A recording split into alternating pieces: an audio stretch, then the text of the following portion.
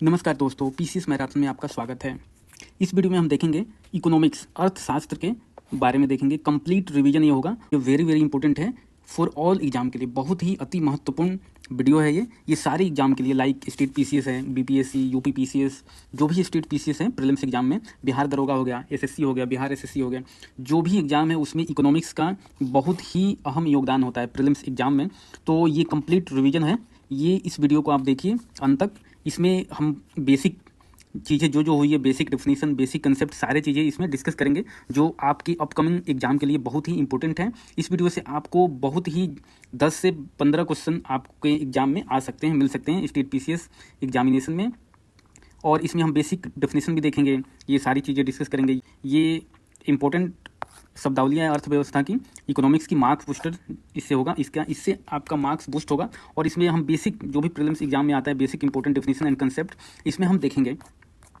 ये आप देख सकते हैं इस प्रकार है। ये जो इंपॉर्टेंट होगा, इसमें जो इंपॉर्टेंट डेफिनेशन होगा वही हम डिस्कस करेंगे, सारे नहीं करेंगे। जो इंपॉर्टेंट होगा वही हम करेंगे। तो अंत तक हमारे साथ बने रहिए। ये वीडियो बहुत ही इन्फॉर्मेटिव और वैल्यूएबल होगा आपके एग्जाम पॉइंट ऑफ व्यू से। चलिए फिर शुरू करते हैं इस वीडियो को। इंडियन इकोनॉमिक्स, भारतीय अर्थव्यवस्था, यहाँ पे हम देखेंगे। ये इकोनॉमिक्स की परिभाषा है, डेफिनेशन क्या होता है इकोनॉमिक्स का। ये दिया हुआ है कि सामाजिक विज्ञान की वह शाखा जिसमें मानव की आर्थिक गतिविधियों का अध्ययन किया जाता है। मतलब study how people use resources, produce goods and services and consume wealth. इसको इकोनॉमिक्स बोलते हैं, अर्थशास्त्र बोलते हैं। अब यहाँ पे हम देखेंगे कि फादर ऑफ इकोनॉमिक्स किसको बोला जाता है, जो जनक हैं अर्थशास्त्र को। तो आधुनिक अर्थशास्त्र अगर आएगा, फादर ऑफ मॉडर्न इकोनॉमिक्स, तो एडम स्मिथ को बोला जाता है। ये आता है प्रीलिम्स एग्जाम में, या तो स्टेटमेंट में दे देंगे या वन लाइनर में भी आ सकता है कि फादर ऑफ मॉडर्न इकोनॉमिक्स कौन है, तो एडम स्मिथ है। और ये है समष्टि अर्थशास्त्र के। समष्टि मतलब होता है मैक्रो इकोनॉमिक्स, यहाँ पे देख सकते हैं मैक्रो इकोनॉमिक्स समष्टि अर्थशास्त्र है, और माइक्रो इकोनॉमिक्स व्यष्टि अर्थशास्त्र है। तो जो मैक्रो इकोनॉमिक्स के फादर है वो जॉन मेनार्ड किन्स हैं। ये नाम याद रखिएगा, जॉन मेनार्ड किन्स। ये मैक्रो इकोनॉमिक्स के हैं और ये आधुनिक अर्थशास्त्र के हैं, एडम स्मिथ। और इकोनॉमिक्स जो होता है दो टाइप का होता है, एक माइक्रो इकोनॉमिक्स है, व्यष्टि अर्थशास्त्र बोलते हैं, और एक मैक्रो इकोनॉमिक्स है, समष्टि अर्थशास्त्र बोलते हैं। माइक्रो इकोनॉमिक्स होता है अर्थशास्त्र की एक इकाई का अध्ययन करने को माइक्रो इकोनॉमिक्स बोलते हैं, और मैक्रो इकोनॉमिक्स में संपूर्ण अर्थव्यवस्था का अध्ययन किया जाता है। ये याद रखिएगा, एक बुक है द वेल्थ ऑफ नेशंस। ये कौन लिखा हुआ है, एडम स्मिथ ने ही इसको लिखा हुआ है। तो ये बहुत ही इंपॉर्टेंट बुक्स है। एक और बुक है,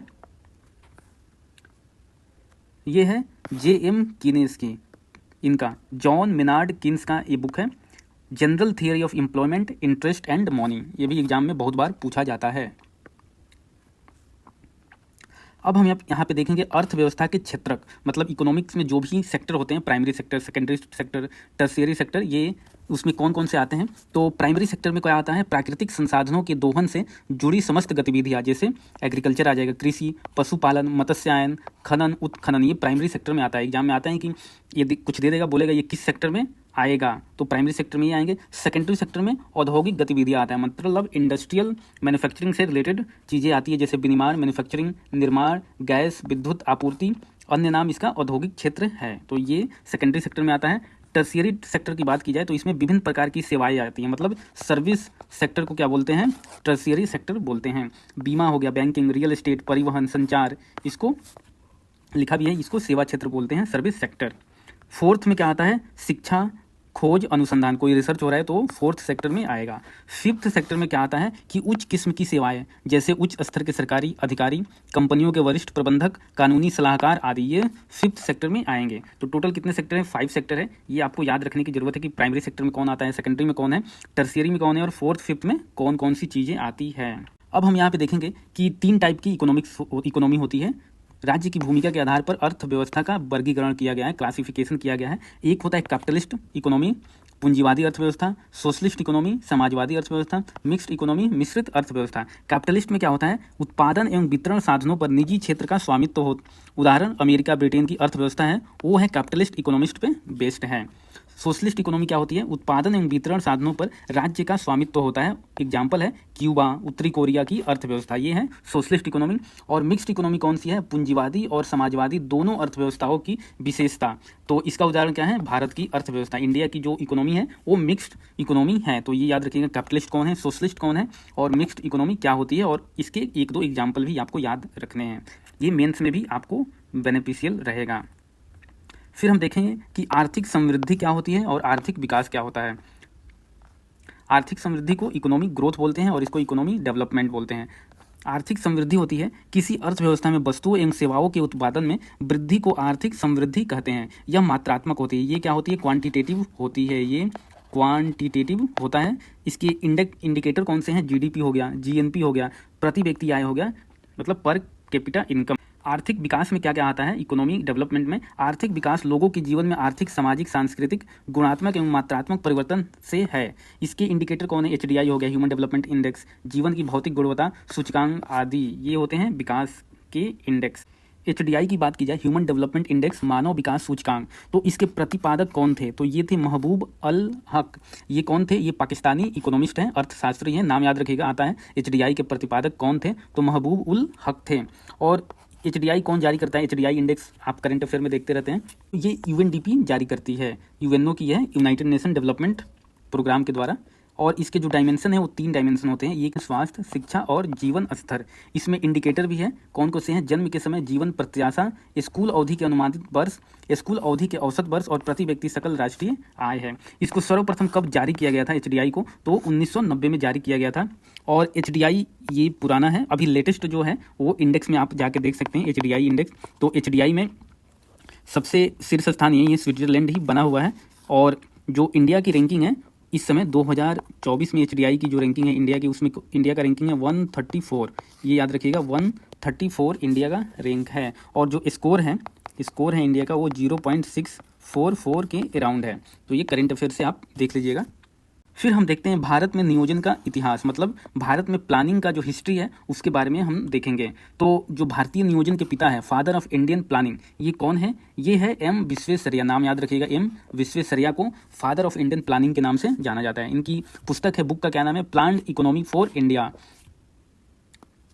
तो ये याद रखिएगा, ये बुक का नाम भी आता है कि प्लान्ड इकोनॉमी फॉर इंडिया कौन लिखा हुआ है? तो एम विश्वेश्वरैया ने लिखा है। और इसमें इन्होंने 10 वर्षीय योजना प्रस्तुत की थी। राष्ट्रीय नियोजन समिति ये कब गठित की गई थी? ये हिस्ट्री है, तो ये भी आप लोग याद रखिएगा, हिस्ट्री के क्वेश्चन में पूछा जा सकता है। तो इसका 1938 में गठन किया गया था, 1938 में। इसके गठनकर्ता कौन थे? सुभाष चंद्र बोस, किसके? राष्ट्रीय नियोजन समिति के। और अध्यक्ष कौन थे? जवाहरलाल नेहरू। फिर आता है बॉम्बे प्लान। बॉम्बे प्लान कब प्रस्तुत किया गया था? 1944 में। और इसके प्रस्तुतकर्ता कौन थे? GD Birla, JR D Tata, Kasturbhai तथा लाल भाई आदि उद्योगपतियों ने बॉम्बे प्लान जारी किया था। कब? 1944 में। गांधीवादी योजना ये प्रस्तुत कब किया गया था? ये भी 1944 में किया गया था। और इसके प्रस्तुतकर्ता श्रीमन नारायण थे। ये याद रखिए, गांधीयन प्लान आ जाएगा। फिर पूछेगा ये कौन दिया था? तो कौन दिया था? श्रीमन नारायण ने। जनवादी योजना मतलब पीपुल्स प्लान, इसको जनवादी को बोलते हैं, पीपुल्स प्लान। इसको प्रस्तुत करता कौन थे? एम एन रॉय थे। और ये 1945 में किया गया था। ये वर्ष भी याद रखिएगा, क्योंकि कभी कभी आपको क्रोनोलॉजी ऑर्डर में सजाने को दे देगा कि कब कौन सा पहले हुआ, कौन सा बाद में हुआ था। तो ये आप याद रखिएगा, बॉम्बे प्लान पहले हुआ, फिर ये हुआ गांधीयन प्लान, फिर पीपुल्स प्लान आया था। सर्वोदय प्लान कौन दिया था? जेपी ने दिया था, जयप्रकाश नारायण ने दिया था। और ये 1950 में प्रस्तुत किया गया था। फिर आता है राष्ट्रीय नियोजन बोर्ड की स्थापना होती है कब? 1946 में। और इसके पहले अध्यक्ष कौन थे? केसी नियोगी थे। और इसी की सिफारिश पर योजना आयोग का गठन किया गया था। ये याद रखिएगा, किसकी सिफारिश पर योजना आयोग का गठन किया गया था? तो राष्ट्रीय नियोजन बोर्ड की सिफारिश पर। और इसके अध्यक्ष कौन थे? केसी नियोगी। योजना आयोग, प्लानिंग कमीशन जो पहले था, प्लानिंग कमीशन, इसका गठन कब किया गया था? ये पूछा जाता है, एग्जाम में आ जाता है कि इसका ईयर बताओ। तो प्लानिंग कमीशन का गठन हुआ था 1950 में, 15 मार्च 1950 में हुआ था। और इसका गठन हुआ था मंत्रिमंडल के प्रस्ताव पर हुआ था। ये किसी एक्ट से नहीं आया था, ये मंत्रिमंडल के प्रस्ताव से आया था। और इसको भंग किया गया कब? अगस्त 2014 में भंग किया गया था, जब मोदी गवर्नमेंट सत्ता में आई। तो ये फिर 1 जनवरी 2015 से इसकी जगह पे कौन है? नीति आयोग है। नीति आयोग इसकी जगह पे 1 जनवरी 2015 से काम कर रहा है। प्रथम अध्यक्ष इसके कौन थे? पंडित जवाहरलाल नेहरू थे। उपाध्यक्ष कौन थे? गुलजारी लाल नंदा थे। और अंतिम जो उपाध्यक्ष थे वो मोंटेक सिंह अहलूवालिया इसके थे। अब हम देखते हैं भारत में राष्ट्रीय आय की गणना, नेशनल इनकम। तो भारत में राष्ट्रीय आय की गणना केंद्रीय सांख्यिकी कार्यालय सीएसओ द्वारा की जाती है। राष्ट्रीय प्रतिदर सर्वेक्षण कार्यालय एनएसएसओ इस कार्य में सीएसओ की मदद करते हैं। तो किसके द्वारा की जाती है? सीएसओ की द्वारा नेशनल इनकम की गणना की जाती है। सीएसओ की स्थापना कब हुई थी? तो ये 1951 में हुआ था। वर्ष 2019 में सीएसओ एवं एनएसएसओ का विलय करके सांख्यिकी और कार्यक्रम कार्यान्वयन मंत्रालय के अंतर्गत राष्ट्रीय सांख्यिकी कार्यालय एनएसओ की स्थापना की गई है।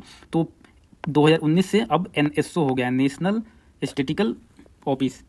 तो एनएसओ याद रखिएगा, ये एनएसओ वर्तमान में 2015 से राष्ट्रीय आय के मापन हेतु आधार वर्ष भी कभी कभी एग्जाम में पूछ लिया जाता है कि नेशनल इनकम का जो गणना की जाती है उसका आधार वर्ष क्या है। तो ये 2011-2012 है, ये 2015 से 2011-2012 हुआ है। भारत में राष्ट्रीय आय का सर्वप्रथम अनुमान कौन लगाया था? तो सर्वप्रथम अनुमान ये दादा भाई नौरोजी ने वर्ष 1868 में लगाया था। ये ईयर भी याद रखिएगा, 1868 में।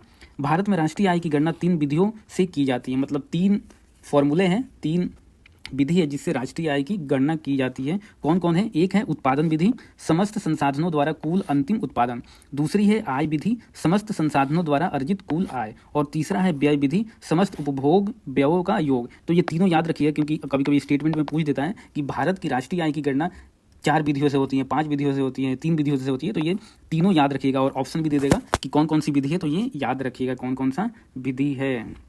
अब हम देखेंगे भारत में पंचवर्षीय योजना का संक्षिप्त विवरण। जो 5 ईयर प्लान था भारत का, उसका हम देखेंगे कुछ और पहले 4 स्टार्टिंग के इंपॉर्टेंट है, कौन से मॉडल है, क्योंकि एग्जाम में पहले स्टार्टिंग के 4 पूछे जाते हैं। तो पहली जो योजना आई, जो पहला 5 ईयर प्लान आया, वो कब आया था? 1951 से लेकर 56 तक। ये 51 याद रखिएगा, पहला जो प्लान है। और पहले प्लान को क्या बोलते हैं कि पहले प्लान का नाम है हेराल्ड डोमार मॉडल बोलते हैं, पहला प्लान। दूसरा प्लान है को क्या बोलते हैं? महालोनबिस प्लान बोलते हैं, ये नाम बहुत इंपॉर्टेंट है।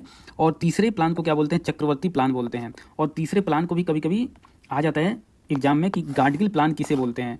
ऐसे तो चक्रवर्ती ने बनाया था तीसरा प्लान, लेकिन गाडगिल प्लान इसी में बनाया गया था क्योंकि वार उस समय चल रहे थे, इंडो पाकिस्तान वार, इंडो चाइना वार। तो गाडगिल प्लान भी बनाया गया था कि स्टेट को जो कर दिया जाता है उसमें कितना स्टेट को दिया जाए, तो उसके लिए गाडगिल प्लान एक बनाया गया था। ये 3rd ईयर में ही, मतलब 3rd प्लान में बनाया गया था। इसलिए कभी कभी आ जाता है एग्जाम में कि गाडगिल प्लान किस 5 ईयर प्लान को बोलते हैं। तो याद रखिएगा 3rd 5 ईयर प्लान को गाडगिल प्लान भी बोला जाता है।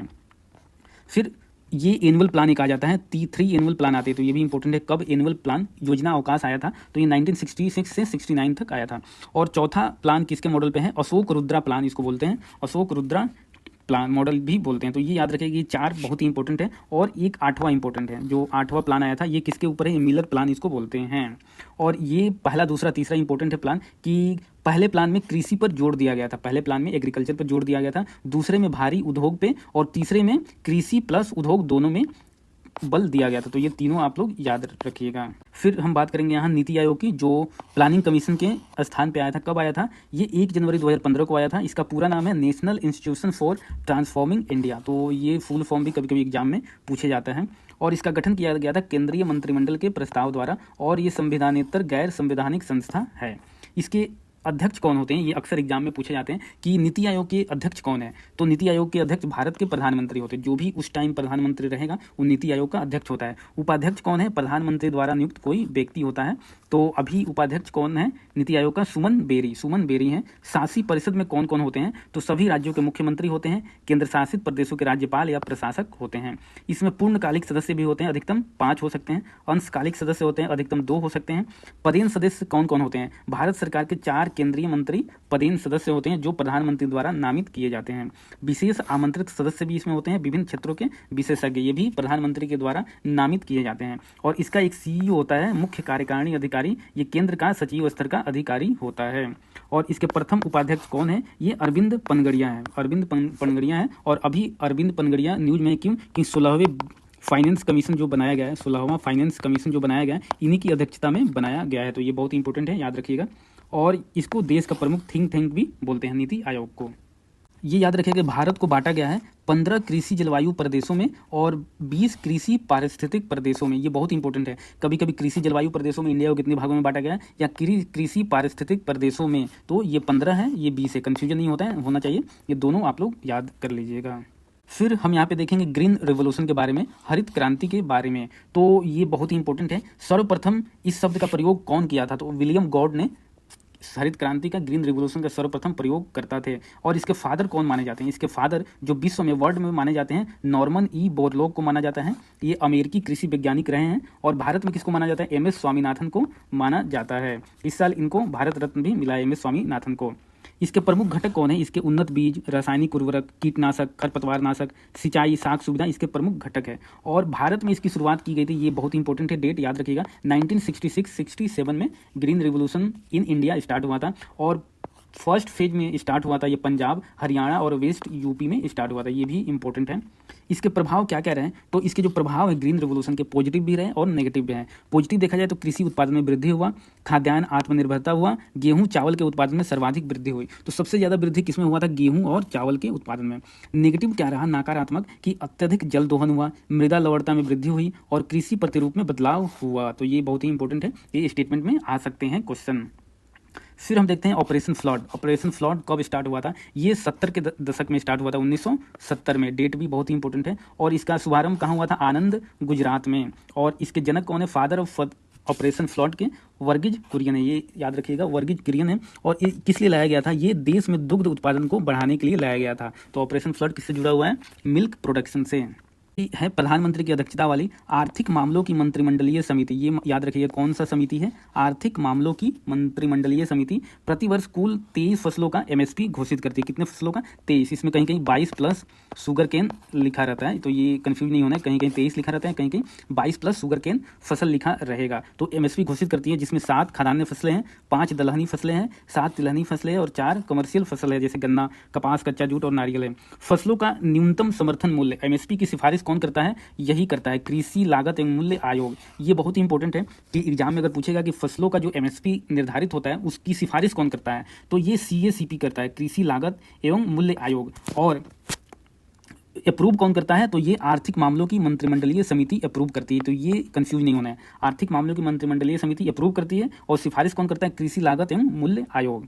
कृषि लागत और मूल्य आयोग की स्थापना कब हुई थी? ये जनवरी 1965 में हुआ था। इसमें कृषि मूल्य आयोग के नाम से की गई थी और इसका वर्ष 1985 में नाम बदलकर कृषि लागत एवं मूल्य आयोग कर दिया गया था। ये कृषि एवं किसान कल्याण मंत्रालय के अंतर्गत कार्य करता है। ये जो आयोग है कृषि लागत एवं मूल्य आयोग, ये किसके अंतर्गत काम करता है? ये किसान एवं कृषि कल्याण मंत्रालय के अंतर्गत काम करता है और इसका मुख्यालय नई दिल्ली में है। अब हम यहाँ पे देखेंगे भारत में कृषि क्रांति, जो भी एग्रीकल्चर रिवोल्यूशन हुए यहाँ पे हम देखेंगे। तो ये क्या है कि ज्योग्राफी का भी पार्ट है और ये इकोनॉमी का भी पार्ट है, इसलिए ये इकोनॉमी में भी सारे जो एग्रीकल्चर से रिलेटेड है वो दिया हुआ है। तो ये रिवोल्यूशन है। ग्रीन रिवोल्यूशन किससे रिलेटेड है? खाद्यान्न उत्पादन से है। व्हाइट रिवोल्यूशन, श्वेत क्रांति, ये दुग्ध उत्पादन से रिलेटेड है। नीली क्रांति, ब्लू रिवोल्यूशन, ये क्या है? फिशरी से रिलेटेड है, मत्स्य उत्पादन से। लाल क्रांति, रेड रिवोल्यूशन, ये टमाटर एवं मांस उत्पादन से रिलेटेड है। ये याद रखिएगा, रेड जो है वो टमाटर से भी है और मांस से भी है।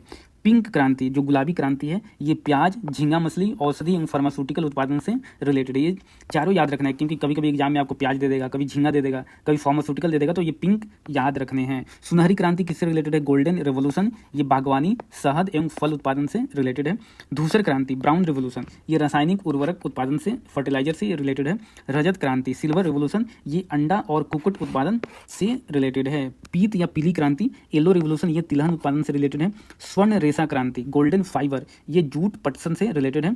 रजत रेशा क्रांति, सिल्वर फाइबर, ये कपास से। तो ये कंफ्यूज नहीं होना है, जूट अगर आएगा पटसन तो ये गोल्डन फाइबर है और कपास आ गया तो ये सिल्वर फाइबर है। गोल क्रांति, राउंड रिवोल्यूशन, ये आलू उत्पादन से है। हरित सोना क्रांति, ग्रीन गोल्ड, किसको बोलते हैं? तो ये बांस उत्पादन को बोलते हैं। ये मुख क्रांति है, मोटे अनाज से रिलेटेड है। बादामी क्रांति है, मसाला उत्पादन से रिलेटेड है।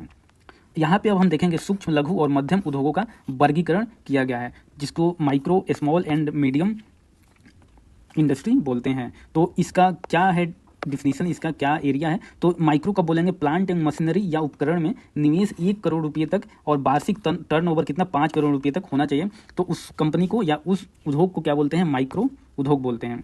स्मॉल, लघु किसको बोलेंगे? प्लांट एवं मशीनरी या उपकरण में निवेश 1 से 10 करोड़ तक हो और वार्षिक टर्नओवर 5 से लेकर 50 करोड़ रुपये तक हो। मीडियम बोलेंगे प्लांट एवं मशीनरी या उपकरण में निवेश 10 से 50 करोड़ रुपये तक का और वार्षिक टर्नओवर इनका 50 से 250 करोड़ रुपये तक का हो, तो इसको मीडियम बोलते हैं।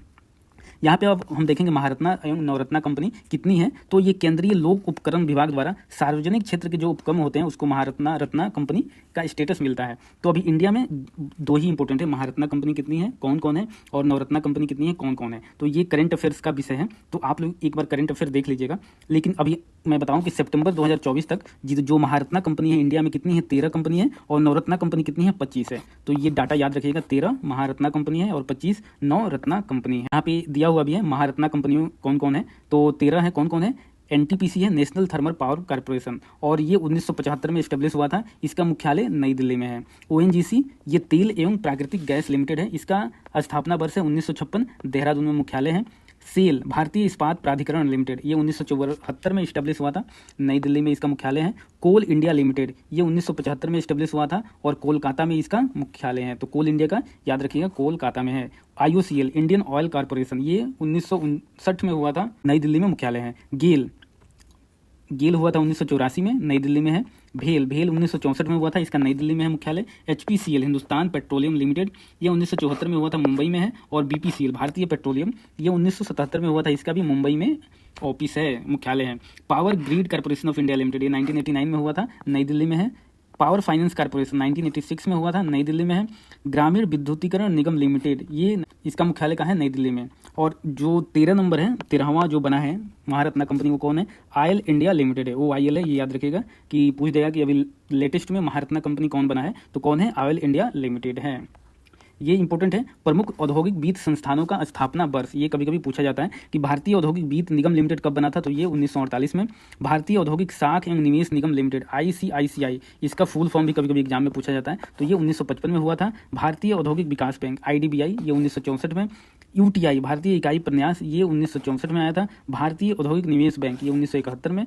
राष्ट्रीय आवास बैंक ये 1988 में। और SIDBI भारतीय लघु उद्योग विकास बैंक ये 1990 में। SIDBI का हेडक्वार्टर कहाँ है, तो ये याद रखिएगा, ये लखनऊ में है, लखनऊ में है, यूपी की कैपिटल में है। ये कुछ इंपॉर्टेंट फैक्ट हैं, इसको याद रखने की जरूरत है कि फेरा कब आया था, तो विदेशी मुद्रा विनिमय अधिनियम, फेरा इसको बोलते हैं, ये 1973 में आया था और 1 जनवरी 1974 से लागू हुआ था इंडिया में। फेमा एक होता है विदेशी मुद्रा प्रबंधन अधिनियम, ये 1999 का एक्ट है और ये 1 जून 2000 से लागू किया गया है। भारत में विशेष आर्थिक क्षेत्र सेज जो होता है स्पेशल इकोनॉमिक जोन नीति पहली बार कब लागू की गई थी, तो ये 1 अप्रैल 2000 को लागू हुई थी पहली बार। और जो इसका एक्ट है, सेज एक्ट जो आया था, सेज एक्ट कब आया था, तो ये 2005 में आया था, ये याद रखिएगा। पॉलिसी आई थी पहली बार 2000 में, लेकिन सेज एक्ट जो बना था वो 2005 में बना था। भारत में एशिया का पहला निर्यात प्रसंस्करण क्षेत्र मतलब एक्सपोर्ट प्रोसेसिंग जोन कब हुआ था, 1965 में गुजरात के कांडला में स्थापित किया गया था। औद्योगिक नीति इंडस्ट्रियल पॉलिसी जो आई थी 1991 द्वारा भारत सरकार ने 24 जुलाई 1991 को नई आर्थिक नीति की घोषणा की। इसके द्वारा देश में LPG मतलब उदारीकरण, निजीकरण, वैश्वीकरण की शुरुआत हुई थी। किसके द्वारा, 1991 में जो इंडस्ट्रियल पॉलिसी आया था। और अगर first industrial policy in India पूछा जाए तो ये कब आया था, ये 1948 में आया था।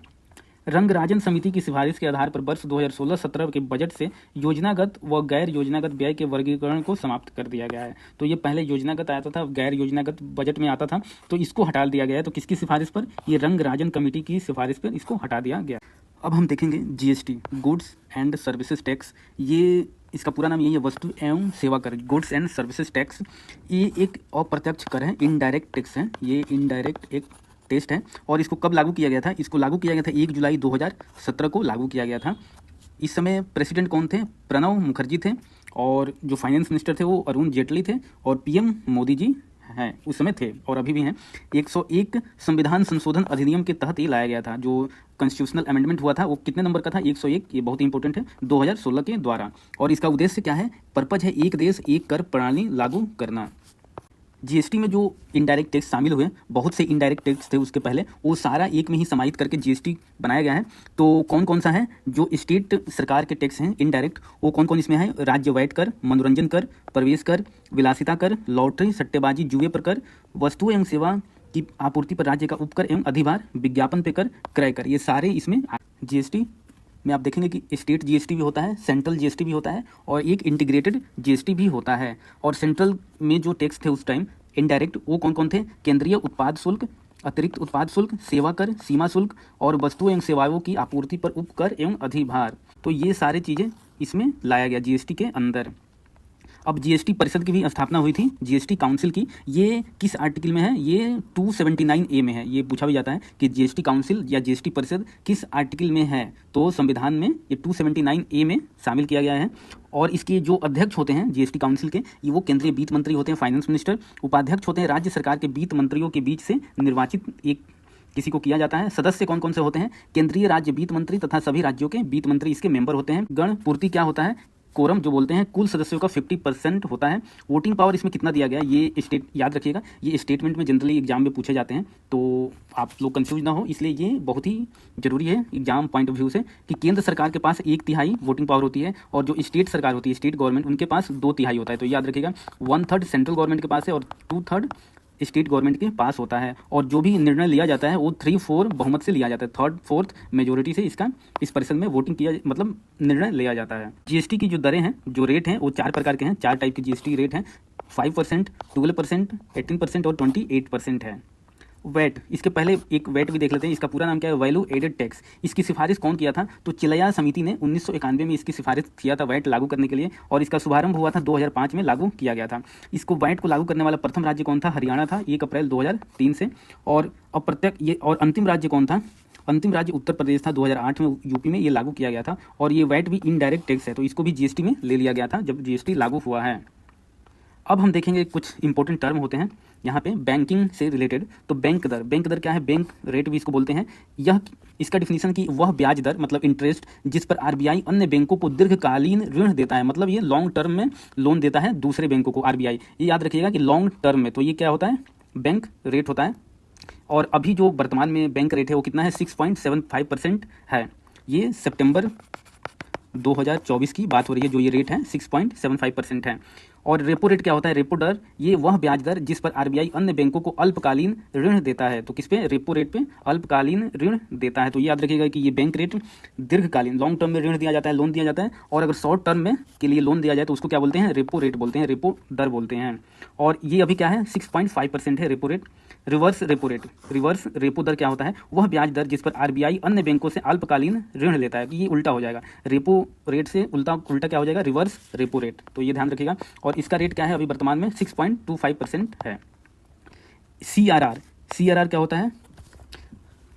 कैश रिजर्व रेशियो, नकद आरक्षी अनुपात। तो बैंकों को अपने कुल जमा का एक निश्चित भाग आरबीआई के पास नकद रखना पड़ता है, इसे ही सीआरआर कहते हैं। तो ये सारे टर्म, जो इकोनॉमिक्स में जो भी टर्म है वो बहुत ही इंपॉर्टेंट है। यहाँ पे हम कुछ देख रहे हैं, फिर एट द एंड, इस वीडियो के एंड में भी हम कुछ इंपॉर्टेंट टर्म जो करंट में भी चलते रहते हैं वो भी हम इकोनॉमिक्स में देखेंगे।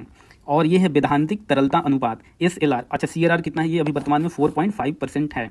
एसएलआर क्या है? स्टैट्यूटरी लिक्विडिटी रेशियो, वैधानिक तरलता अनुपात, ये वर्तमान में 18% है। इसका डिफिनीशन क्या है? कि बैंकों को अपने जमा का एक निश्चित भाग अपने पास सदैव जमा कोष के रूप में रखना पड़ता है, इसे ही एसएलआर कहते हैं। एसएलआर क्या है? कि बैंकों को खुद अपने पास एक निश्चित भाग अपने पास जमा रखना पड़ता है। और सीआरआर क्या है? कि आरबीआई के पास नकद रखना पड़ता है। तो यही डिफरेंस है सीआरआर और एसएलआर में। तो ये बहुत ही इंपॉर्टेंट है। बैंकिंग से कुछ इंपॉर्टेंट तथ्य हम देखेंगे, महत्वपूर्ण तथ्य, कि भारत में स्थापित प्रथम बैंक कौन था। तो सबसे पहले भारत में जो एस्टेब्लिश हुआ था बैंक, उसका नाम है बैंक ऑफ हिंदुस्तान, और ये 1770 में स्थापित हुआ था कोलकाता में। फिर उसके बाद आता है प्रेसिडेंसी बैंक। प्रेसिडेंसी बैंक में क्या है? बैंक ऑफ बंगाल है 1806 में, बैंक ऑफ बॉम्बे है 1840 में, और बैंक ऑफ मद्रास है 1843 में। तो ये तीनों याद रखिएगा, क्रोनोलॉजी में कभी कभी पूछ देता है। और इसी तीनों को मिलाकर 1921 में प्रेसिडेंसी बैंकों को मिलाकर इंपीरियल बैंक ऑफ इंडिया की स्थापना की गई। इन्हीं तीनों बैंकों को मिलाकर कब किया गया? 1921 में किया गया। और इंपीरियल बैंक ऑफ इंडिया का राष्ट्रीयकरण कब किया गया? इसका किया गया 1 जुलाई 1955 को। और इसी का नया नाम क्या है? एसबीआई, जो इंडिया के करोड़ों लोगों का बैंक है, स्टेट बैंक ऑफ इंडिया, भारतीय स्टेट बैंक। इसी को फिर मिलाकर नाम चेंज किया गया, राष्ट्रीयकरण किया गया, नेशनलाइज किया गया। कब? 1955 में। डेट बहुत ही इंपॉर्टेंट है। भारतीयों द्वारा संचालित पहला बैंक कौन था? तो ये भी इंपॉर्टेंट है, कौन था? Awadh commercial bank. ये 1881 में एस्टेब्लिश हुआ था। पूर्ण रूप से पहला भारतीय बैंक कौन है? तो ये पंजाब नेशनल बैंक है, पूर्ण रूप से पहला भारतीय बैंक। इसकी स्थापना हुई थी 1894 में, पीएनबी की। तो यहाँ पे सारे ही इंपॉर्टेंट तथ्य हैं, आप लोग याद रखिएगा। आरबीआई, अब आरबीआई के बारे में जानेंगे, रिजर्व बैंक ऑफ इंडिया। इसकी स्थापना की सिफारिश कौन किया था? हिल्टन यंग कमेटी ने किया था। कौन किया था? हिल्टन यंग कमेटी ने। और ये भारत का केंद्रीय बैंक है, सेंट्रल बैंक है। इसकी स्थापना हुई थी 1 अप्रैल 1935 को आरबीआई एक्ट 1934 के द्वारा। तो ये इंपॉर्टेंट है, कौन सा एक्ट है? RBI act 1934। और कब हुआ था? 1935 में। इसका मुख्यालय है, हेडक्वार्टर मुंबई में है। और इसका जो नेशनलाइज किया गया था, राष्ट्रीयकरण किया गया था, वो 1 जनवरी 1949 को हुआ था, स्वतंत्रता प्राप्ति के बाद। ये म्यांमार बर्मा के केंद्रीय बैंक के रूप में कार्य किया है कब? मार्च 1947 तक, क्योंकि 1935 से 1947 तक जब तक भारत आज़ाद नहीं हुआ तो ये म्यांमार के केंद्रीय बैंक के रूप में भी कार्य किया है आरबीआई ने। पाकिस्तान के केंद्रीय बैंक के रूप में भी कार्य किया है, 30 जून 1948 तक ये काम किया है। प्रथम गवर्नर इसके कौन थे? इसके प्रथम गवर्नर थे ओसबोर्न स्मिथ, बहुत इंपॉर्टेंट है। और प्रथम भारतीय गवर्नर सीडी देशमुख थे। प्रथम गवर्नर कब? 1935 में, ये 1935 में थे। तो कौन थे? Osborne Smith. और जब इंडिपेंडेंस के बाद थे प्रथम भारतीय गवर्नर तो सीडी देशमुख थे। बैंकों का राष्ट्रीयकरण हम देखेंगे कब कब बैंकों का राष्ट्रीयकरण हुआ है। तो प्रधानमंत्री इंदिरा गांधी के कार्यकाल में बैंकों का राष्ट्रीयकरण हुआ है पहली बार कब हुआ था? 19 जुलाई 1969 को। कब? ये 14 बड़े बैंकों का राष्ट्रीयकरण हुआ था। क्या कब हुआ था? 1969 को 14 बैंकों का। फिर दूसरी बार हुआ था 15 अप्रैल 1980 को। तो ये 6 नए बड़े बैंकों का इस समय हुआ था, इस समय 6, इसमें 14। बंधन बैंक ये स्थापना कब हुआ था? 2001 में, और इसका मुख्यालय है कोलकाता में। भारतीय महिला बैंक भी है, इसका स्थापना हुआ था 19 नवंबर 2013 को हुआ था। इसका मुख्यालय न्यू दिल्ली में है, और ये एसबीआई में विलय कर दिया गया था बाद में। कब? 1 अप्रैल 2017 को एसबीआई में, स्टेट बैंक ऑफ इंडिया में भारतीय महिला बैंक का विलय कर दिया गया था। बैंकों का विलय देखेंगे कि वर्ष 1993 में न्यू बैंक ऑफ इंडिया का पंजाब नेशनल बैंक में विलय हो गया था। फिर 1 अप्रैल 2017 को भारतीय State Bank of Bikaner and Jaipur का, State Bank of Patiala, State Bank of Mysore, State Bank of Travancore और भारतीय महिला बैंक का किसमें विलय कर दिया गया था? एसबीआई में, स्टेट बैंक ऑफ इंडिया में। फिर 1 अप्रैल 2019 को विजया बैंक का देना बैंक में को बैंक ऑफ बड़ौदा में विलय कर दिया गया था। 1 अप्रैल 2020 को oriental bank of commerce, United bank of India को पंजाब नेशनल बैंक में, सिंडिकेट बैंक का केनरा बैंक में, इलाहाबाद बैंक का इंडियन बैंक में, आंध्रा बैंक का एंड कॉर्पोरेशन बैंक का यूनियन बैंक ऑफ इंडिया में विलय कर दिया गया था। इसलिए आप देखिएगा कि जहाँ यूनियन बैंक ऑफ इंडिया लिखा हुआ उसको ब्रैकेट में भी आंध्रा एंड कॉर्पोरेशन बैंक लिखा रहता है। ऐसे ही केनरा बैंक के साथ सिंडिकेट बैंक का नाम लिखा रहता है। ये सब सारी चीज़ें हैं। वर्तमान में सार्वजनिक बैंकों की कुल संख्या कितनी है? तो 12। ये याद रखिएगा। भारत का सबसे बड़ा बैंक कौन है? तो ये एसबीआई है, state Bank of India. Bharat का सबसे बड़ा निजी क्षेत्र का प्राइवेट बैंक कौन है? सबसे बड़ा एचडीएफसी है। और क्रेडिट कार्ड जारी करने वाला पहला भारतीय बैंक कौन है जो क्रेडिट कार्ड जारी किया था? तो ये सेंट्रल बैंक ऑफ इंडिया था। म्यूचुअल फंड शुरू करने वाला पहला भारतीय बैंक ये एसबीआई है, भारतीय स्टेट बैंक। विदेश लंदन में शाखा खोलने वाला पहला भारतीय बैंक है बैंक ऑफ इंडिया। तो ये बहुत ही इंपॉर्टेंट पॉइंट है। अब हम देखेंगे प्रमुख भारतीय बैंक एवं उसके स्थापना वर्ष। आरबीआई की स्थापना कब किया गया था? 1 अप्रैल 1935 को, ये आपने देखा। एसबीआई का राष्ट्रीयकरण जब इंपीरियल बैंक का हुआ था तो ये डेट मानते हैं 1 जुलाई 1955 को। पंजाब नेशनल बैंक का 1894 में, बैंक ऑफ बड़ौदा का 20 जुलाई 1908 को, इंडियन बैंक का 1907 में हुआ था, यूको का 1943 में, यूनियन बैंक ऑफ इंडिया का 1919 में हुआ था। नाबार्ड की स्थापना कब हुई थी? राष्ट्रीय कृषि एवं ग्रामीण विकास बैंक, ये 22 जुलाई 1982 को हुआ था। और किस कमेटी के सिफारिश पे हुआ था? तो ये शिव रमन कमेटी की सिफारिश पे हुआ था। तो ये याद रखिएगा, शिव रमन कमेटी। आरआरबी की स्थापना कब हुआ था? रूरल रीजनल बैंक, क्षेत्रीय ग्रामीण बैंक, ये 2 अक्टूबर 1975 को हुआ था, गांधी जयंती के अवसर पे। फिर हम यहाँ पे देखेंगे अब फिस्कल पॉलिसी और मॉनेटरी पॉलिसी क्या है। फिस्कल पॉलिसी किसके द्वारा लागू किया जाता है? ये भारत सरकार के द्वारा, सेंट्रल गवर्नमेंट के द्वारा जारी किया जाता है। और मॉनेटरी पॉलिसी किसके द्वारा बनाया जाता है? तो ये याद रखिएगा कि ये आरबीआई के द्वारा, रिजर्व बैंक ऑफ इंडिया के द्वारा मॉनेटरी पॉलिसी बनाया जाता है। और फिस्कल पॉलिसी सेंट्रल गवर्नमेंट के द्वारा बनाया जाता है। आयात निर्यात बैंक है एक्सिम बैंक, ये 1982 में इस्टेब्लिश हुआ था। राष्ट्रीय आवास बैंक, ये 9 जुलाई 1988 को। ICICI bank, industrial credit and investment corporation of India, इसका फुल फॉर्म भी याद रखिएगा, ये 1994 में इस्टेब्लिश हुआ था। HDFC, housing development finance corporation, ये 1994 में हुआ था। एक्सिस बैंक 1993 में हुआ था। हम अब फिस्कल पॉलिसी देखते हैं। राजकोषीय नीति, तो राजकोषीय घाटा भी होता है फिस्कल डेफिसिट। राजकोषीय घाटा को क्या बोलते हैं? Fiscal deficit. ये होता है कुल राजस्व प्राप्तियां प्लस कुल गैर ऋण पूंजीगत प्राप्तियां माइनस कुल व्यय। तो ये जो फॉर्मूले हैं ये आप लोग याद रखिएगा, इससे रिलेटेड एग्जाम में आ जाते हैं। ये डायरेक्ट ऐसे ही पूछ देगा, ऐसे ही फॉर्मूले लगा के दे देगा या बोल देगा राजकोषीय घाटा क्या होता है। तो इसका डिफिनीशन भी और ये जो फॉर्मूला है ये भी याद रखिएगा। तो इसका टर्म का डिफिनीशन हम अभी लास्ट में देखेंगे जब हम इंपॉर्टेंट डिफिनीशन वगैरह देखेंगे टर्म्स के। तो राजकोषीय घाटा क्या होता है? कुल राजस्व प्राप्ति प्लस कुल गैर ऋण पूंजीगत प्राप्ति माइनस कुल व्यय होता है। प्राथमिक घाटा क्या होता है? राजकोषीय घाटा माइनस ब्याज अदायगी होता है, इंटरेस्ट वाला। राजस्व घाटा होता है कुल राजस्व व्यय और कुल राजस्व आय होता है। प्रभावी राजस्व घाटा ये होता है राजस्व घाटा माइनस राज्यों को दिया गया विकास अनुदान। बजटीय घाटा क्या होता है? कुल व्यय माइनस कुल प्राप्तियां। बजट से रिलेटेड हम महत्वपूर्ण तथ्य देखेंगे। आय व्यय के विस्तृत विवरण को बजट कहते हैं और भारतीय संविधान में बजट को वार्षिक वित्तीय विवरण लिखा गया है। एनुअल फाइनेंशियल स्टेटमेंट क्या लिखा गया है? एनुअल फाइनेंशियल स्टेटमेंट करके लिखा गया है इंडियन कॉन्स्टिट्यूशन में, बजट का कहीं जिक्र नहीं है। इसके बदले क्या लिखा गया है, वार्षिक वित्तीय विवरण 21 आर्टिकल में है, 112 नंबर आर्टिकल में है। बजट का निर्माण वित्त मंत्रालय, अन्य मंत्रालयों, नीति आयोग व कैग की सहायता से करता है।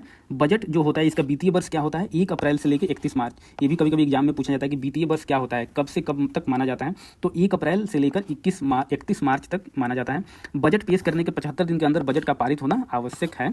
भारत का पहला बजट ब्रिटिश अर्थशास्त्री जेम्स विल्सन ने वर्ष 1860 में प्रस्तुत किया था। कब आया बजट भारत में पहली बार प्रस्तुत हुआ था, 1860 में, और उस समय ब्रिटिश फाइनेंस कौन थे, जेम्स विल्सन। स्वतंत्र भारत का पहला बजट 26 नवंबर 1947 को तत्कालीन वित्त मंत्री R.K. सखमुखम चेट्टी ने पेश किया था। अब तक सर्वाधिक 10 बार मोरारजी देसाई ने बजट पेश किया। तो ये याद रखिएगा कि सबसे ज़्यादा बार बजट कौन पेश किया है, तो मोरारजी देसाई ने। और अगर लगातार बात किया जाए कि लगातार 7 बार अभी तक बजट कौन पेश किया है, तो अभी निर्मला सीतारमण ने पेश किया है 7 बार लगातार। और अगर सबसे ज़्यादा बार पूछा जाए तो 10 बार मोरारजी देसाई हैं। एक वर्थ समिति की सिफारिश के आधार पर वर्ष 1924 से आम बजट और रेल बजट अलग अलग पेश करने की परंपरा शुरू हुई। तो ये भी पूछा जाता है कि अलग अलग रेल बजट और आम बजट कब हुआ था, तो 1924 में। किसकी कमेटी की सिफारिश पर, तो एक वर्थ कमेटी की सिफारिश पर यह हुआ था। और फिर से 1 फरवरी 2017 से रेल बजट को आम बजट के साथ पुनः पेश किया जाने लगा। तो ये भी इंपॉर्टेंट है कि फिर रेल बजट और आम बजट को एक साथ मिलाकर एक साथ ही पेश किया जाने लगा। कब से, 2017 से। तो 2017 इंपॉर्टेंट है, 1924 भी इंपॉर्टेंट है। फिर हम देखते हैं मुद्रास्फीति, इन्फ्लेशन। वस्तुओं एवं सेवाओं की कीमतों में निरंतर होने वाली वृद्धि को मुद्रास्फीति कहते हैं, इन्फ्लेशन कहते हैं। मुद्रास्फीति की स्थिति में वस्तुओं एवं सेवाओं की कीमत बढ़ती है और मुद्रा का मूल्य कम होता है। तो ये याद रखिएगा, इन्फ्लेशन के टाइम पे क्या होता है, जो भी कीमत होती है वस्तुओं, गुड्स एंड सर्विसेज की, उनका कीमत बढ़ जाता है और जो मुद्रा का वैल्यू होता है वो घट जाता है। मुद्रास्फीति के मापन का आधार, तो 2 टाइप से इन्फ्लेशन मापा जाता है। क्या क्या, होलसेल प्राइस इंडेक्स, थोक मूल्य सूचकांक, और दूसरा है उपभोक्ता मूल्य सूचकांक, कंज्यूमर प्राइस इंडेक्स। थोक मूल्य सूचकांक WPI क्या है, यह सूचकांक वाणिज्य एवं उद्योग मंत्रालय के उद्योग एवं आंतरिक व्यापार प्रोत्साहन विभाग DPIIT के आर्थिक सलाहकार कार्यालय द्वारा जारी किया जाता है। वर्तमान में मई 2017 से ही इस सूचकांक की गणना के लिए वर्ष 2011-2012 को आधार वर्ष बनाया गया है। तो इसका आधार वर्ष क्या है, 2011-2012, और किसके द्वारा जारी किया जाता है, तो ये DPIIT है, डिपार्टमेंट उद्योग मंत्रालय के अंतर्गत। और इसमें कुल 697 वस्तुओं की कीमतों को शामिल किया जाता है। इसमें प्राथमिक वस्तुएं 117 है, ईंधन और ऊर्जा 16 है, और निर्मित उत्पाद कितने हैं, 564 है। दूसरा है उपभोक्ता मूल्य सूचकांक CPI, कंज्यूमर प्राइस इंडेक्स। यह सूचकांक सांख्यिकी एवं कार्यक्रम क्रियान्वयन मंत्रालय के राष्ट्रीय सांख्यिकी कार्यालय द्वारा जारी किया जाता है। तो ये याद रखिए किसके द्वारा दोनों जारी किया जाता है, WPI और CPI। इसकी गणना वस्तु की खुदरा कीमतों के आधार पर की जाती है। इसमें वस्तु के साथ साथ मनोरंजन, स्वास्थ्य, परिवहन, संचार आदि सेवाओं को भी शामिल किया जाता है। इसकी गणना के लिए 3 अलग अलग सूचकांक बनाए जाते हैं। CPI के लिए भी 3 अलग इंडेक्स हैं। कौन कौन, CPI-R मतलब रूरल ग्रामीण क्षेत्र के लिए, CPI-U अर्बन के लिए, शहरी क्षेत्र के लिए, और CPI-C मतलब कंबाइंड संयुक्त रूप से। नया उपभोक्ता मूल्य सूचकांक CPI फरवरी 2011 में जारी किया गया, जिसमें वर्ष 2012 को आधार बनाया गया है। औद्योगिक श्रमिकों, कृषि श्रमिकों और ग्रामीण श्रमिकों के लिए उपभोक्ता मूल्य सूचकांक श्रम ब्यूरो द्वारा जारी किया जाता है। तो ये याद रखिएगा, जो CPI है औद्योगिक श्रमिकों के लिए, कृषि श्रमिकों और ग्रामीण जो श्रमिकों के लिए जारी किया जाता है CPI, वो कौन जारी करता है, ये श्रम ब्यूरो मतलब लेबर ब्यूरो डिपार्टमेंट ये जारी करता है। तो ये कंफ्यूज नहीं होना है, जो CPI अगर पूछेगा तो ये NSO जारी करता है, और इसके अंदर जो है श्रमिक लोग हैं उनके लिए श्रम ब्यूरो, लेबर ब्यूरो जारी करेगा। भारत में मुद्रास्फीति का मापन थोक मूल्य सूचकांक के आधार पर किया जाता है। किसके द्वारा, WPI। जो भी इन्फ्लेशन होता है, इन्फ्लेशन का जो मापन होता है वो किसके द्वारा किया जाता है, WPI के बेस पे ही किया जाता है, ना कि CPI। विकसित देशों में मुद्रास्फीति का मापन उपभोक्ता मूल्य सूचकांक के आधार पर किया। ये बहुत ही इंपॉर्टेंट है कि अगर जो डेवलप्ड कंट्री है उनमें इन्फ्लेशन का मापन किस पे होता है, CPI के बेस पे, लेकिन इंडिया में WPI के बेस पे किया जाता है। यहाँ पे हम कुछ टर्म देखेंगे कि ये है नेशनल प्रोडक्ट से रिलेटेड, GDP हो गया, GNP हो गया, कि इसमें क्या है, ये जो डायग्राम आपको दिख रहा है इसी से एग्जाम में डायरेक्ट क्वेश्चन आ जाते हैं कि मार्केट फैक्टर क्या होता है, फैक्टर कॉस्ट क्या होता है, मार्केट प्राइस क्या होता है। फैक्टर कॉस्ट वो होता है जिस पर कोई भी वस्तु बनती है और उसमें टैक्स नहीं लगाया जाता है, उसको फैक्टर कॉस्ट कहते हैं। और मार्केट प्राइस क्या होता है, जब कोई भी वस्तु बन जाती है उसमें लागत कितनी लगती है प्लस जो टैक्स इंक्लूड किया जाता है, तो उसको मार्केट प्राइस बोला जाता है। तो यहाँ पे हम देखेंगे GNP का मतलब क्या है, ग्रॉस नेशनल प्रोडक्ट है। GDP का मतलब है ग्रॉस डोमेस्टिक प्रोडक्ट है। और N का मतलब है नेट नेशनल प्रोडक्ट। ये यहाँ पे टर्म दिया गया है, देख सकते हैं। GNP ग्रॉस नेशनल प्रोडक्ट है, NNP नेट नेशनल प्रोडक्ट है, NDP है नेट डोमेस्टिक प्रोडक्ट, GDP है ग्रॉस डोमेस्टिक प्रोडक्ट। तो इसका फुल फॉर्म भी यहाँ पे दिया हुआ है। तो यहाँ पे बस ये ध्यान में रखिए कि GNP अगर दे देगा, ये फॉर्मूले के तहत दे देता है कि GNP एट मार्केट प्राइस में से माइनस NFI हम घटाएंगे। मतलब NFI क्या है, यहाँ पे देख सकते हैं, नेट फॉरेन इनकम। अगर GNP जो मार्केट प्राइस पे है उसमें से NFI घटाएंगे तो ये क्या हो जाएगा, ये GDP मार्केट प्राइस पे हो जाएगा। और GDP मार्केट प्राइस में से अगर माइनस D करेंगे, D क्या है, D है डिप्रेसिएशन है, तो ये क्या हो जाएगा, NDP नेट डोमेस्टिक प्रोडक्ट, ये मार्केट प्राइस पे हो जाएगा। तो ये फॉर्मूला है। अब अगर GNP एट मार्केट प्राइस से माइनस INT घटाएंगे, मतलब INT क्या है, डायरेक्ट नेट टैक्स है, तो इसको घटाएंगे तो ये GNP फैक्टर कॉस्ट पे हो जाएगा, gross national product factor cost पे हो जाएगा। तो ये बहुत ही इंपॉर्टेंट है। ये जो एक बार ये फॉर्मूला आप लोग देख लीजिएगा, ये डायग्राम जो है बहुत ही इम्पोर्टेंट है। और यहाँ पे ये टर्म भी दिया हुआ है कि कौन कौन से टर्म यहाँ पे बोला जाएगा। फिर हम चलते हैं पॉवर्टी के ऊपर। गरीबी ऐसी स्थिति है जिसमें व्यक्ति अपने पास उपलब्ध संसाधनों से अपनी न्यूनतम आवश्यकताओं की भी पूर्ति नहीं कर पाता है। इन न्यूनतम आवश्यकताओं में भोजन, कपड़ा, मकान, शिक्षा तथा स्वास्थ्य संबंधी न्यूनतम मानवीय आवश्यकताओं को शामिल किया जाता है। भारत में गरीबी का अनुमान NSSO के परिवार उपभोग व्यय के सर्वे के आधार पर लगाया जाता है। तो गरीबी का अनुमान कौन लगाता है और कौन जारी करता है, तो NSSO डिपार्टमेंट ये जारी करता है, ये याद रखिएगा। योजना आयोग, जो अब नीति आयोग हो गया है, द्वारा उपभोग व्यय स्तर शहरी क्षेत्रों में प्रति व्यक्ति 2100 कैलोरी प्रतिदिन तथा ग्रामीण क्षेत्रों में 2400 कैलोरी प्रतिदिन गरीबी की रेखा निर्धारित की गई है। तो गरीबी की रेखा किस बेसिस पे निर्धारित किया जाता है, तो कितने कैलोरी प्रतिदिन कोई व्यक्ति ले सकता है। तो ये याद रखिएगा कि शहरी क्षेत्रों में, अर्बन एरिया में कितना है, 2100 कैलोरी है प्रति व्यक्ति, और ग्रामीण क्षेत्रों में कितना है, 2400 कैलोरी प्रति व्यक्ति है। अलग कमेटी, एक कमेटी है, ये आ जाता है कि कौन सी कमेटी पॉवर्टी, गरीबी से रिलेटेड है, तो अलग कमेटी, ये याद रखिएगा, अलग कमेटी ने मात्र पोषक तत्वों की आवश्यकता के आधार पर गरीबी रेखा का निर्धारण किया है। तो ये केवल पोषक तत्वों, न्यूट्रिशन के बेसिस पे इन्होंने गरीबी रेखा का निर्धारण किया है। नगरीय क्षेत्रों में BPL परिवारों की पहचान हेतु हाशिम समिति गठित की गई थी। इसने अपनी रिपोर्ट दिसंबर 2012 में प्रस्तुत की। तो ये हाशिम कमेटी भी गरीबी से रिलेटेड है और ये नगरीय क्षेत्रों में गरीबी से रिलेटेड है ये कमेटी। फिर सुरेश तेंदुलकर कमेटी 2004-2005 में न्यूनतम आवश्यकताओं की टोकरी का विचार किया है। इसमें तेंदुलकर कमेटी ने 2011-12 के अनुसार 2011-12 में भारत में गरीबी का स्तर कितना आंका था, तो 21.9%। कितना, ये तेंदुलकर कमेटी के अनुसार भारत का गरीबी कितना था, ये 21.9% था। वही सी रंगराजन कमेटी ने 2012 के अनुसार 2011-12 में भारत में 29.5% लोग गरीब थे। तो ये याद रखिएगा, तेंदुलकर कमेटी के बेस पे बोला जाए तो 21.9 और सी रंगराजन कमेटी के आधार पे बताया जाए तो 29.5% लोग 2011-12 में गरीब थे। गरीबी की संस्कृति का विचार ऑस्कर लुईस द्वारा दिया गया है। तो ये भी इंपॉर्टेंट है, किसके द्वारा दिया गया है, ऑस्कर लुईस के द्वारा।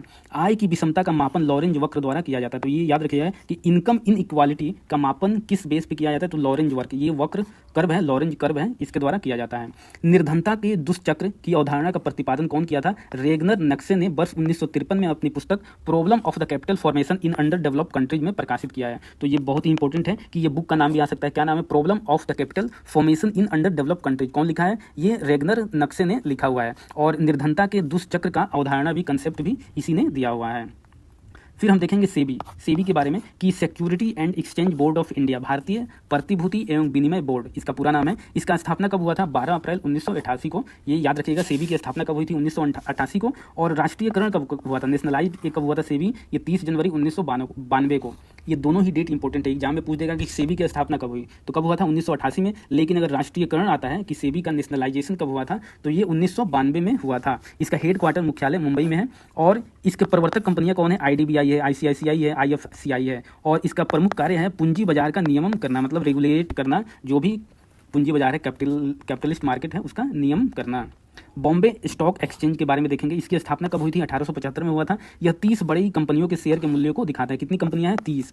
यह एशिया का सबसे पुराना स्टॉक एक्सचेंज है। यह मुंबई के दलाल स्ट्रीट में स्थित है। इसको पहले दलाल स्ट्रीट भी बोला जाता था, बॉम्बे स्टॉक एक्सचेंज को। फिर हम देखेंगे नेशनल स्टॉक एक्सचेंज, एक ये भी है NSE। इसकी स्थापना कब हुई थी, 1992 में, शेरवानी कमेटी की सिफारिश पर। ये बहुत इंपॉर्टेंट है, किस कमेटी के आधार पर इसकी स्थापना हुआ था, नेशनल स्टॉक एक्सचेंज का शेरवानी कमेटी की सिफारिश पर। और इसमें 50 कंपनियों के शेयर के मूल्य को दिखाता है। 30 कंपनियां हैं बॉम्बे स्टॉक एक्सचेंज में और 50 कंपनियां हैं NSE में।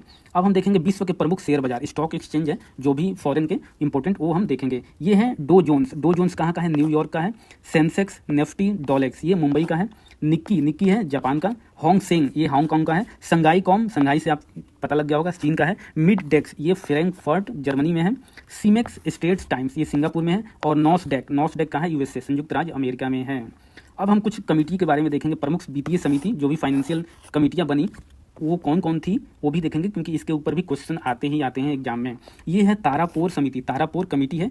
इसका क्या उद्देश्य था बनाने का कि विदेशी विनिमय में पूंजी खाता परिवर्तनीयता हेतु सुझाव देने हेतु इस कमेटी को बनाया गया था। नरसिम्हन कमेटी, ये बैंकिंग सुधार हेतु सुझाव देना। गाइपोरिया कमेटी, ये प्राथमिक शहरी सहकारी बैंकों में ग्राहक सेवा में सुधार हेतु गाइपोरिया समिति बनाया गया था। नचिकेत मोर समिति, ये निम्न आय वाले परिवारों एवं छोटे व्यवसायियों को व्यापक वित्तीय सेवाएं उपलब्ध कराने हेतु बनाया गया था। दीपक पारेख कमेटी, ये किस लिए बनाया गया था कि वित्तीय अवसंरचना में सुधार हेतु, मतलब फाइनेंशियल इंफ्रास्ट्रक्चर में रिफॉर्म हेतु ये बनाया गया था दीपक पारेख कमेटी। ए घोष कमेटी, बैंकों में धोखाधड़ी रोकने हेतु सुझाव देना। वाई वी रेड्डी कमेटी, छोटी बचतों से जुड़ी व्यवस्था में सुधार हेतु। आबिद हुसैन कमेटी, ये लघु उद्योग एवं व्यापारिक नीति सुधार हेतु बनाया गया था। एन.के. सिंह कमेटी, ये एफआरबीएम अधिनियम की समीक्षा हेतु बनाया गया था। रंगराजन कमेटी, विनिवेश मतलब डिसइन्वेस्टमेंट पर सुझाव देने हेतु। एल.के. झा कमेटी, ये अप्रत्यक्ष कर पर सुझाव देने हेतु बनाया गया था, अप्रत्यक्ष इनडायरेक्ट टैक्स। वाचू कमेटी, ये डायरेक्ट टैक्स पर सुझाव देने हेतु। केलकर कमेटी बनाया गया था पीपीपी मॉडल का आकलन एवं कार्यारोपण पर सुझाव हेतु।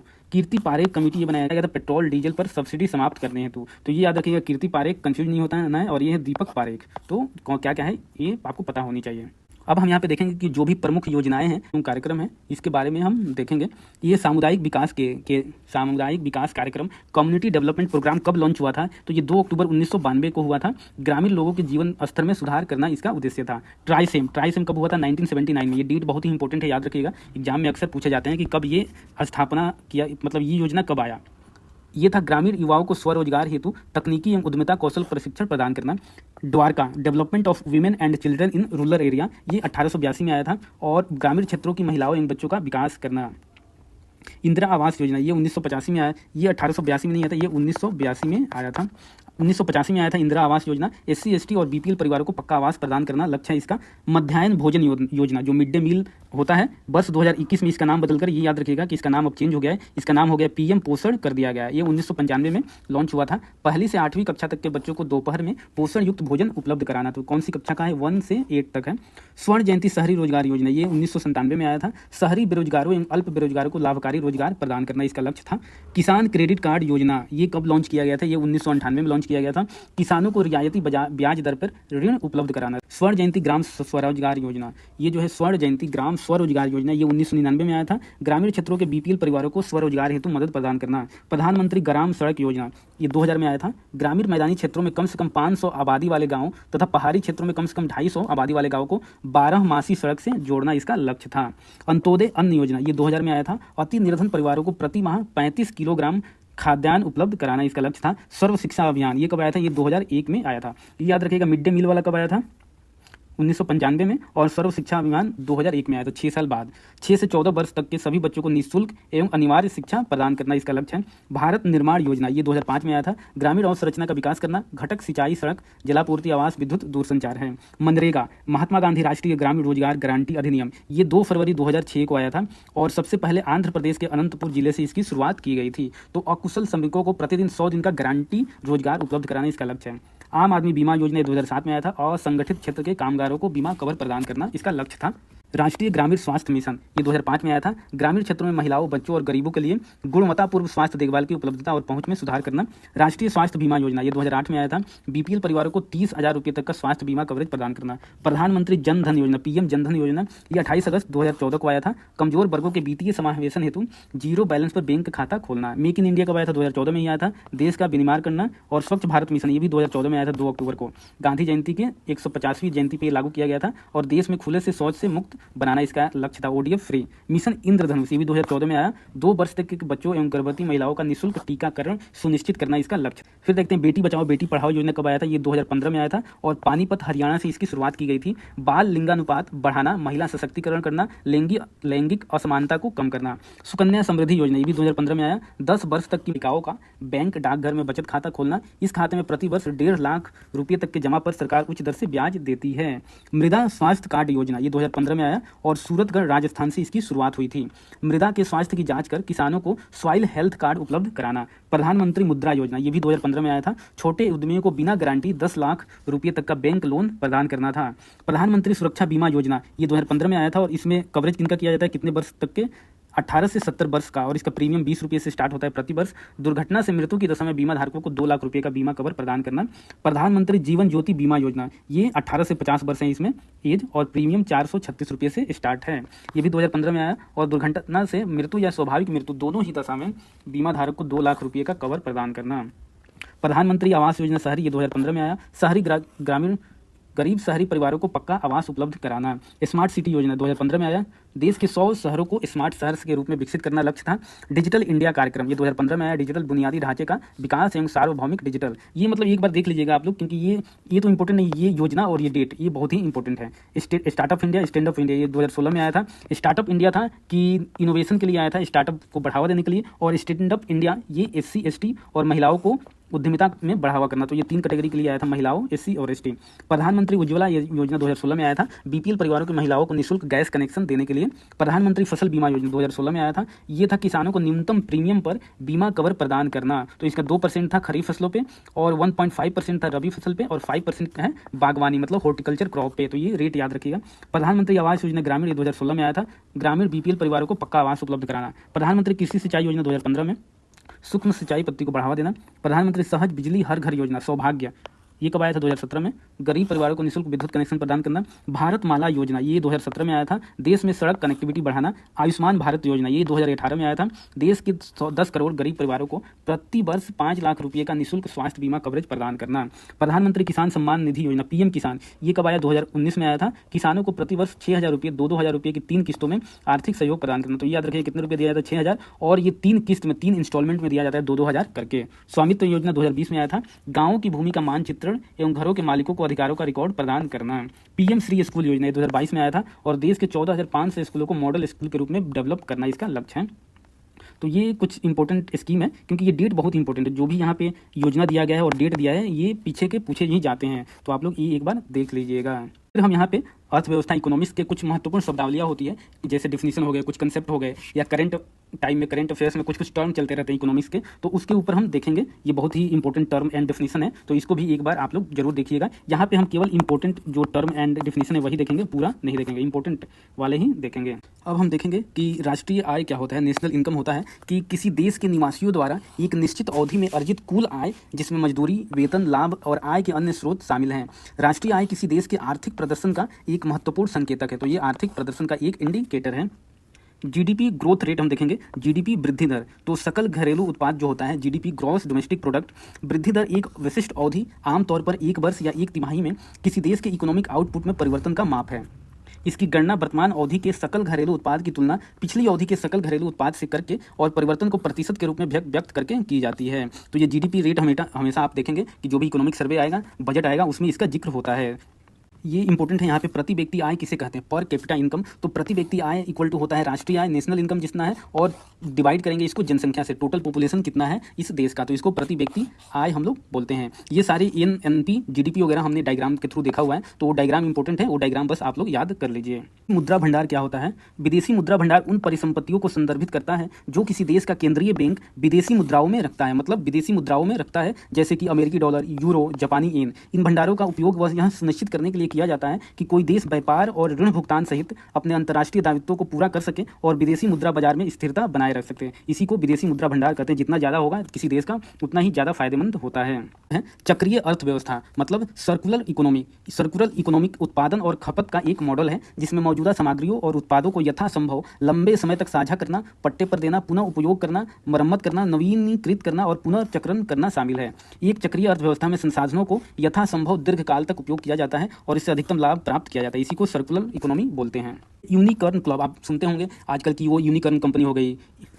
तो यूनिकॉर्न का डिफिनीशन क्या है कि कोई भी स्टार्टअप कंपनी है, अगर उसका मूल्य वैल्यू $1 अरब या उससे अधिक हो जाता है तो उसे यूनिकॉर्न कंपनी बोलते हैं। जैसे स्विगी यूनिकॉर्न कंपनी है, तो $1 अरब या इससे ज़्यादा उस कंपनी का वैल्यू हो जाएगा। कोई भी स्टार्टअप कंपनी है तो उसको यूनिकॉर्न बोलते हैं। ये एक हम देख सकते हैं। कोबवेब घटना किसे बोलते हैं? कोबवेब घटना, यह एक ऐसी घटना को संदर्भित करता है जहाँ कुछ वस्तुओं की कीमतों में उतार चढ़ाव होते हैं जो प्रकृति में चक्रीय होते हैं। ऐसा निर्माता की गलत अपेक्षाओं के कारण होता है, तो इसी को क्या बोलते हैं? कोबवेब घटना कहा जाता है। हम देखेंगे कि लागत जनित मुद्रास्फीति, आगतों की बढ़ी हुई लागत के कारण उत्पादों के मूल्य में होने वाली वृद्धि से लागत जनित मुद्रास्फीति उत्पन्न होती है। उदाहरण के लिए कच्चे तेल की कीमतों में वृद्धि से परिवहन कंपनियों के लिए लागत में वृद्धि होती है। तो इसी को कि एक किसी चीज़ पे आपने वो कीमतों में वृद्धि कर दी, उसका इफेक्ट दूसरे प्रोडक्ट पे पड़ता है। इसी को लागत जनित इन्फ्लेशन या मुद्रास्फीति बोलते हैं। डिसइन्फ्लेशन, डिसइन्फ्लेशन किसको बोलते हैं कि डिसइन्फ्लेशन मुद्रास्फीति की दर में कमी है, अर्थात समय के साथ देश के सकल घरेलू उत्पाद में वस्तुओं और सेवाओं के सामान्य मूल्य स्तर वृद्धि की दर में कमी है। इन्फ्लेशन का उल्टा डिसइन्फ्लेशन है।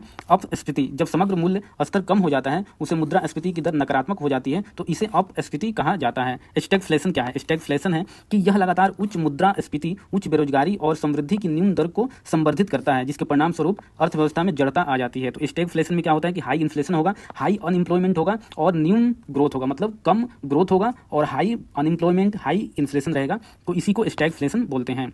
स्क्यूफ्लेशन, स्क्यूफ्लेशन है यह वस्तुओं के एक या एक समूह की सापेक्ष मूल्य वृद्धि को संदर्भित करता है। उदाहरण भारत में प्याज या टमाटर की मुद्रास्फीति, इसी को स्क्यूफ्लेशन बोलते हैं। श्रिंकफ्लेशन, श्रिंकफ्लेशन है यह बढ़ती उत्पादन लागत या बाजार प्रतिस्पर्धा की प्रतिक्रिया में एक उत्पाद के आकार में कमी है। किसी उत्पाद की कीमत बढ़ाने के बजाय कंपनी पूर्ववर्ती निश्चित कीमत के पैकेट में उत्पाद की मात्रा को कम कर देती है। हेडलाइन, हेडलाइन इन्फ्लेशन किसको बोलते हैं? हेडलाइन मुद्रास्फीति, यह एक अर्थव्यवस्था के भीतर कुल मुद्रास्फीति का माप है। इसमें खाद्य, ईंधन और अन्य सभी वस्तुओं की कीमतों में वृद्धि शामिल है, तो इसको हेडलाइन इन्फ्लेशन बोलते हैं। कोर इन्फ्लेशन, कोर मुद्रास्फीति क्या है कि कोर मुद्रास्फीति खाद्य और ईंधन वस्तुओं को मुख्य मुद्रास्फीति से बाहर रखती है। कोर मुद्रास्फीति में इन वस्तुओं को शामिल नहीं किया जाता है क्योंकि इनकी कीमतें बहुत अधिक अस्थिर होती है। तो हेडलाइन में क्या है कि सभी को काउंट किया जाता है, बट कोर इन्फ्लेशन की बात की जाए तो इसमें खाद्य और ईंधन वस्तुओं को नहीं ऐड किया जाता है। रिफ्लेशन, रिफ्लेशन क्या है? ये एक ऐसी नीति है जिसे आर्थिक मंदी या संकुचन की अवधि के बाद लागू किया जाता है ताकि उत्पादन का विस्तार किया जा सके, खर्च को प्रोत्साहित किया जा सके और अपस्फीति के प्रभाव पर अंकुश लगाया जा सके। हाइपर मुद्रास्फीति मतलब हाइपर इन्फ्लेशन है कि ये अक्सर आर्थिक या राजनीतिक विफलता के कारण होने वाली अत्यधिक तीव्र मुद्रास्फीति है, प्रतिवर्ष 100% या उससे अधिक को दर्शाता है। तो हाइपर इन्फ्लेशन का आप उदाहरण देख सकते हैं अभी जो पाकिस्तान में बना हुआ है। पाकिस्तान में जो इन्फ्लेशन है वो हाइपर इन्फ्लेशन है क्योंकि वहाँ आर्थिक और राजनीतिक विफलता है, हमेशा सरकारें गिरती हैं, सरकारें बनती है। इन्फ्लेशनरी गैप क्या होता है कि राष्ट्रीय आय से ऊपर कुल सरकारी खर्च की अधिकता अर्थात राजकोषीय घाटा को इन्फ्लेशनरी गैप के रूप में जाना जाता है।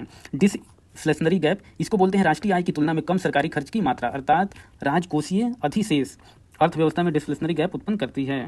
और ये इंपॉर्टेंट है। गिफन गुड्स कौन से बोले जाते हैं? गिफन वस्तुएं, ये एग्जाम में आता है कि गिफन गुड्स किसको बोला जाता है? गिफन वस्तुएं गैर लग्जरी वस्तुएं। कौन सा है? गैर लग्जरी वस्तुएं होती हैं जो कीमतों में वृद्धि होने पर उच्च मांग उत्पन्न करती है, जिससे मांग के मानक नियमों के विपरीत एक ऊपर की ओर ढलान वाली मांग वक्र बनती है। मतलब ये गिफन वस्तुएं वो हैं जो गैर लग्जरी गुड्स हैं। और इसमें क्या होता है कि अगर कीमतों में वृद्धि हो रहा है तो इसके डिमांड में भी वृद्धि होती है। तो ये याद रखिएगा, कीमत में वृद्धि होगी तो डिमांड घटेगा नहीं, डिमांड भी बढ़ेगा, तो इसको बोलते हैं गिफन गुड्स। ठीक है। कॉल मनी या नोटिस मनी किसको बोलते हैं? तो कॉल मनी, नोटिस मनी एक मुद्रा बाजार साधन है जिसका उपयोग बैंकों द्वारा नकदी की अपनी अस्थायी आवश्यकता को पूरा करने के लिए किया जाता है। और कॉल मनी की परिपक्वता अवधि 1 दिन की होती है, जबकि नोटिस मनी की परिपक्वता अवधि 2 से 14 दिन की होती है। तो ये याद रखिएगा, कॉल मनी की जो अवधि होती है वो 1 दिन की होती है और नोटिस मनी की 2 से 14 दिनों का होता है। ये याद रखिएगा। गिल्ट एज्ड प्रतिभूति, गिल्ट एज्ड प्रतिभूति पूछा जाता है कि जोखिम मुक्त सरकारी प्रतिभूतियां जिन्हें उपलब्ध उच्चतम गुणवत्ता वाली प्रतिभूतियां मानी जाती है। मतलब जिसमें इन्वेस्टमेंट किया जाता है, अगर गवर्नमेंट जो भी है गवर्नमेंट प्रतिभूतियां उसमें आप इन्वेस्ट करते हैं तो उसका जोखिम 0 के बराबर होता है, इसी को गिल्ट एज प्रतिभूति बोला जाता है। ये एक टर्म चलता रहता है कि शेडो बैंकिंग क्या होता है? शेडो बैंकिंग तो ये एक ऐसी शब्दावली है जिसका उपयोग पारंपरिक बैंकिंग क्षेत्र के बाहर होने वाली बैंक जैसी गतिविधियों का वर्णन करने के लिए किया जाता है। शेडो लेंडर्स के उदाहरण है special purpose anti non banking financial company जो होती है, हेज फंड आदि शामिल होते हैं, तो इसको शेडो बैंकिंग बोला जाता है। मनी मल्टीप्लायर, मनी मल्टीप्लायर किसको बोला जाता है? तो यह मुद्रा आपूर्ति में वृद्धि, यह मुद्रा आपूर्ति में वृद्धि और मौद्रिक आधार में वृद्धि का अनुपात होता है। मतलब मुद्रा आपूर्ति में वृद्धि का और जो मौद्रिक आधार में वृद्धि का अनुपात होता है, ये याद रखिएगा। यह आरक्षित आवश्यकता और बैंकों की धन उधार देने की इच्छा से निर्धारित होता है। मनी मल्टीप्लायर है। टोबिन टैक्स, टोबिन टैक्स क्या होता है कि यह एक मुद्रा को दूसरी मुद्रा में परिवर्तित करने पर लगाया जाने वाला कर है। यह अल्पकालिक सट्टा निवेश को हतोत्साहित करता है और मुद्रा विनिमय दरों को स्थिर करता है। तो याद रखिएगा, टोबिन टैक्स क्या है कि अगर एक करेंसी को आप दूसरे करेंसी में चेंज करते हैं तो उस पर जो टैक्स लगता है उसी को टोबिन टैक्स कहा जाता है। एंजल टैक्स याद रखिएगा, एंजल टैक्स अभी के बजट में जो 2024 के बजट आया था उसमें एंजल टैक्स को समाप्त कर दिया गया है। ये क्या होता है कि एक गैर सूचीबद्ध कंपनी द्वारा शेयरों के निर्गम के माध्यम से जुटाई गई उस अतिरिक्त पूंजी पर लगाया जाता है जो ऐसे शेयरों के उचित बाजार मूल्य से अधिक होती है। तो इसको एंजल टैक्स बोलते हैं। इसका डिफिनेशन भी याद रखिएगा। और ये करंट अफेयर्स का क्वेश्चन है कि कौन से टैक्स को समाप्त किया गया है 2024 के बजट में? तो एंजल टैक्स को समाप्त किया गया है। लैफर कर्व, ये बहुत ही इंपॉर्टेंट है। लैफर कर्व क्या है कि ये जो कर राजस्व है और कर दर के मध्य संबंध दर्शाने वाला कर्व है। मतलब जो गवर्नमेंट का है रेवेन्यू और जो टैक्स रेट है उसके मध्य में संबंध दर्शाता है। तो कौन सा है? लैफर कर्व। एक बहुत ही इंपॉर्टेंट है कि क्राउडिंग आउट इफेक्ट क्या होता है? तो क्राउडिंग आउट इफेक्ट होता है कि क्राउडिंग आउट इफेक्ट से पता चलता है कि उधार द्वारा वित्त पोषित उच्च सरकारी खर्च से निजी क्षेत्र की बचत में गिरावट होती है। और क्राउडिंग इन इफेक्ट क्या है कि क्राउडिंग इन इफेक्ट का संबंध इस बात से है कि कैसे उच्च सरकारी खर्च फर्मों को अधिक निवेश करने के लिए प्रोत्साहित करता है। तो ये दोनों ही टर्म आप लोग, ये एक आता है amber box, blue box, green box, किससे रिलेटेड है? तो एक तो ये WTO से रिलेटेड है और एग्रीकल्चर प्रोडक्ट से ये रिलेटेड है, amber box, blue box, green box. तो ये WTO के नियमों के तहत इन सब्सिडियों को अनुमति प्राप्त है। एम्बर बॉक्स में वे सब्सिडियां शामिल होती है जिसे व्यापार को विकृत करने वाला माना जाता है और कटौती की प्रतिबद्धताओं के अधीन होती है। ब्लू बॉक्स में ऐसी सब्सिडी शामिल होती है जिसे व्यापार को कम विकृत करने वाला माना जाता है और कुछ शर्तों के अधीन होती है। ग्रीन बॉक्स में ऐसी सब्सिडी शामिल होती है जो व्यापार को विकृत नहीं करती और इन्हें कम करने की प्रतिबद्धताओं की आवश्यकता नहीं होती। ये तीनों बॉक्स आप लोग याद रखिएगा। हार्ड करेंसी और सॉफ्ट करेंसी क्या होती है? हार्ड करेंसी है, ये उस मुद्रा को संदर्भित करती है जिसे एक ऐसे राष्ट्र द्वारा जारी किया जाता है जिसे राजनीतिक और आर्थिक रूप से स्थिर माना जाता है। हार्ड करेंसी को दुनिया भर में वस्तुओं और सेवाओं के भुगतान हेतु एक माध्यम के रूप में व्यापक रूप से स्वीकार किया जाता है और इन्हें घरेलू मुद्रा पर प्राथमिकता दी जाती है। और सॉफ्ट करेंसी क्या है? सॉफ्ट करेंसी है, ये उस मुद्रा को संदर्भित करती है जो किसी भी अर्थव्यवस्था के अपने विदेशी मुद्रा बाजार में आसानी से उपलब्ध होती है। उदाहरण के लिए भारतीय विदेशी मुद्रा बाजार में रुपया एक सॉफ्ट करेंसी है। यह मूल रूप से हार्ड करेंसी के विपरीत शब्दावली है। सॉफ्ट करेंसी जो घरेलू मार्केट में चलता है, देश के मार्केट में चलता है, और हार्ड करेंसी है जो कहीं भी किसी भी देश में चल जाएगा, उसे हार्ड करेंसी। ये इंपॉर्टेंट टर्म है SDR, विशेष आहरण अधिकार। ये किससे रिलेटेड है? ये कभी-कभी आ जाता है कि SDR किससे रिलेटेड है, तो ये IMF से रिलेटेड है, याद रखिएगा। IMF से, इंटरनेशनल मॉनेटरी फंड से। IMF द्वारा अपने सदस्य देशों के आधिकारिक भंडार की पूर्वता हेतु बनाई गई एक अंतर्राष्ट्रीय रिजर्व एसेट्स है। SDR का मूल्य 5 मुद्राओं का एक समूह है। ये 5 मुद्राओं का एक समूह है। कौन कौन है? अमेरिकी डॉलर है, यूरो है, चीनी रेनमिंबी है, जापानी येन है और ब्रिटिश पाउंड स्टर्लिंग है।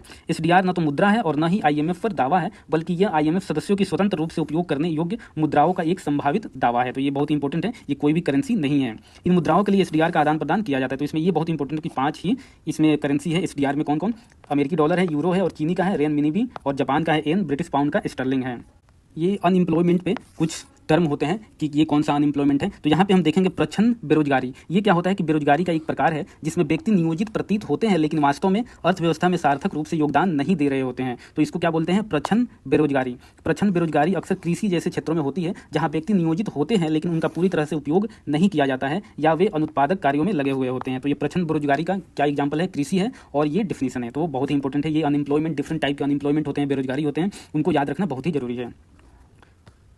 ये देखें अनैच्छिक बेरोजगारी। ये क्या होता है कि यह तब होता है जब कोई व्यक्ति प्रचलित मजदूरी दर पर काम करने के लिए तैयार होता है लेकिन अपने नियंत्रण से परे कारकों के कारण काम खोजने में असमर्थ होता है। तो इसको क्या बोलते हैं? अनैच्छिक बेरोजगारी। एक होता है चक्रीय बेरोजगारी। क्योंकि अर्थव्यवस्था तेजी और मंदी के चक्र से गुजरती है इसलिए मंदी के परिणामस्वरूप होने वाली बेरोजगारी को चक्रीय बेरोजगारी बोला जाता है। Frictional unemployment. फ्रिक्शनल बेरोजगारी यह एक नौकरी से दूसरी नौकरी में संक्रमण के समय बेरोजगारी को फ्रिक्शनल अनएम्प्लॉयमेंट कहा जाता है। अंडर एम्प्लॉयमेंट क्या है? जब कोई व्यक्ति नियोजित होता है लेकिन अपने कौशल या योग्यता से कम स्थिति में होता है तो इसे अंडर एम्प्लॉयमेंट कहा जाता है। तकनीकी बेरोजगारी मतलब टेक्निकल अनएम्प्लॉयमेंट। यह बेरोजगारी तब होती है जब व्यक्तियों को मशीनों से प्रतिस्थापित कर दिया जाता है। संरचनात्मक बेरोजगारी क्या है? जब व्यक्ति का कौशल या योग्यता बाजार में नौकरी के लिए अपर्याप्त हो और इससे उत्पन्न बेरोजगारी को संरचनात्मक बेरोजगारी कहा जाता है। तो ये सारे जितने भी बेरोजगारी के टाइप्स हैं इसका डिफिनीशन आप लोग याद रखिएगा, ये एग्जाम में आते हैं। ये एक है गिग इकोनॉमी। आजकल गिग इकोनॉमी बहुत चलता है कि गिग वर्कर कौन सा है। गिग इकोनॉमी क्या है? तो गिग इकोनॉमी एक मुक्त बाजार प्रणाली है जिसमें अस्थायी पद आम होते हैं और संगठन अल्पकालिक आवश्यकताओं के लिए स्वतंत्र श्रमिकों के साथ अनुबंध करते हैं। तो इसको गिग इकोनॉमी बोलते हैं। और गिग वर्कर कौन है? गिग वर्कर्स वे हैं जो पारंपरिक नियोक्ता कर्मचारी व्यवस्था के बाहर आजीविका में लगे हुए हैं। इन्हें मोटे तौर पर निम्नलिखित वर्गीकृत किया जाता है। तो गिग इकोनॉमी में जो काम करते हैं उन्हीं को गिग वर्कर कहा जाता है। प्लेटफॉर्म गिग वर्कर, इनका कार्य ऑनलाइन सॉफ्टवेयर, एप्स या डिजिटल प्लेटफॉर्म पर आधारित होता है जैसे जोमेटो, स्विगी, ओला, अन्य। और नॉन प्लेटफॉर्म गिग वर्कर्स ये आमतौर पर परंपरागत क्षेत्रों में अनौपचारिक वेतनभोगी कर्मचारी होते हैं जो अंशकालिक या पूर्णकालिक रूप से कार्यरत होते हैं। ग्रेसम का नियम। ग्रेसम का नियम क्या है? तो ग्रेसम का नियम एक मौद्रिक सिद्धांत है, मतलब मॉनेटरी प्रिंसिपल है, जो ये बताता है कि बुरी मुद्रा अच्छी मुद्रा को चलन से बाहर कर देती है। तो ये स्टेटमेंट एग्जाम में आता है कि बुरी मुद्रा अच्छी मुद्रा को चलन से बाहर कर देती है। तो ये किसने दिया था? तो ये ग्रेसम ने दिया था। इसके अनुसार कानूनी रूप से ओवर वैल्यूड मुद्रा कानूनी रूप से अंडर वैल्यूड मुद्रा को प्रचलन से बाहर कर देगी। यह नियम करेंसी डिवेसमेंट के प्रभाव का अवलोकन करती है। लॉरेंज कर्व क्या होता है? इसी को गिन्नी सूचकांक भी बोलते हैं। लॉरेंज कर्व यह आबादी में आय के वितरण का एक माप है कि इनकम का कैसे डिस्ट्रीब्यूट किया गया है। उच्च गिन्नी सूचकांक अधिक असमानता का संकेत देता है, मतलब हाई गिन्नी सूचकांक रहेगा तो ये असमानता का संकेत देता है जिसमें उच्च आय वाले व्यक्ति आबादी की कुल आय का बहुत बड़ा प्रतिशत प्राप्त करते हैं। लॉरेंज वर्क या आय या धन के वितरण का एक ग्राफिकल रिप्रेजेंटेशन, ये याद रखिएगा, इनकम के डिस्ट्रीब्यूशन से रिलेटेड है लॉरेंज वर्क। लेसेज फेयर हम लोग जनरली सुनते हैं, इसका क्या है? अहस्तक्षेप नीति। यह एक आर्थिक सिद्धांत है जो व्यावसायिक मामलों में किसी भी सरकारी हस्तक्षेप का विरोध करता है। तो यहाँ पे हमने पूरा इकोनॉमिक्स का रिवीजन कर लिया है, कंप्लीट रिवीजन हमने किया है। और ये आप लोग वीडियो देखिए, इससे गारंटी के साथ है आपके एग्जाम में 10-12 क्वेश्चन जरूर पूछे जाएंगे। आने वाले टाइम में हम इस पे MCQ भी लेकर आएंगे कि किस टाइप के क्वेश्चन पूछे जाते हैं और फिर आप लोगों को और अच्छे से समझ में आएगा। चलिए मिलते हैं नेक्स्ट वीडियो में, तब तक के लिए नमस्कार।